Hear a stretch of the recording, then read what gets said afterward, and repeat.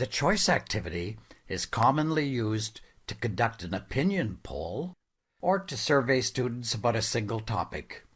It is simple to set up and administer, and it is possible to include photos or other types of media in a choice activity. Using the choice activity to enhance blended learning.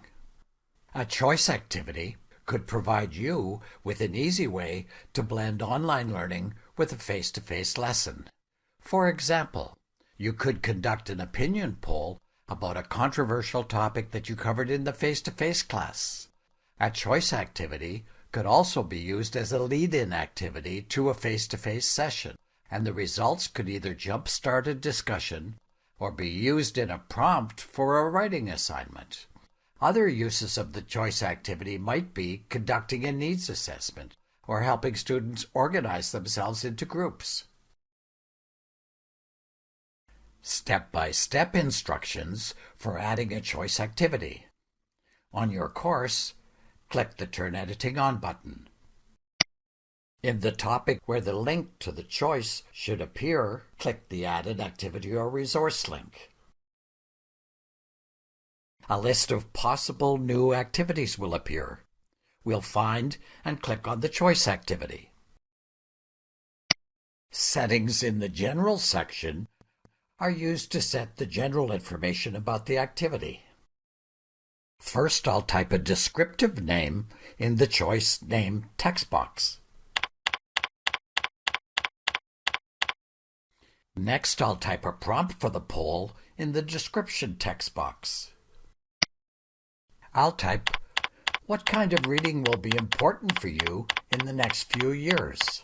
I could display the prompt on the course homepage by selecting Display Description on Course Page. However, this is not recommended. By clicking on this drop-down menu, I could choose either to display horizontally or display vertically. This determines how the choices in the poll will be displayed and can improve readability. I'll leave this alone for now.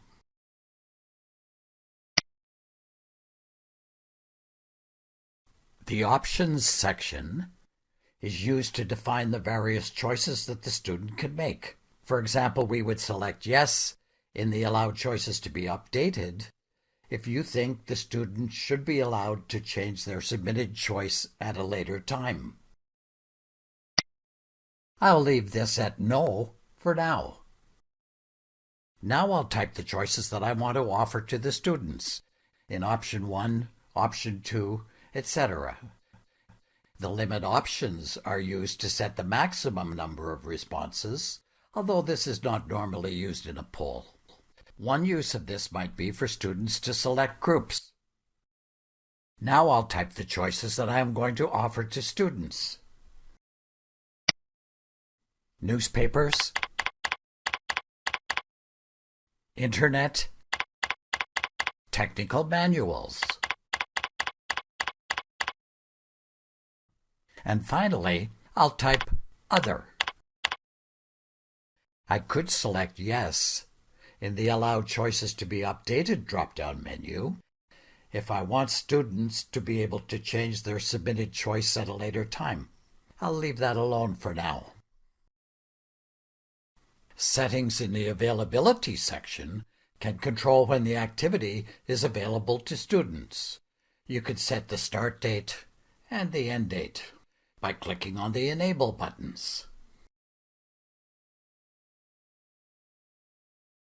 The Results section is used to set the privacy and poll results settings.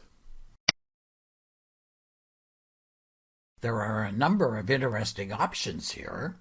For example, you could show the results to students after they answer, or only after the choice is closed. Or you could always show the results to students.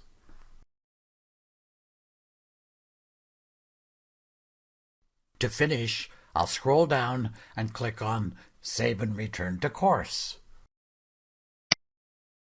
Here are some useful tips to help you get started making a choice activity. Make sure the options are easy to read and do not run into each other after creating a choice activity, especially if display horizontally is selected. Use the display vertically option for choices that are sentences, and use the display vertically option if all of the choices cannot display on a single line. When polling students, the results may be more objective if you do not allow students to see the results until after they have made their choice or until everyone's votes are collected. Refer to the Stage 2 Managing a Choice documentation for information about using a choice activity with your students. Good luck!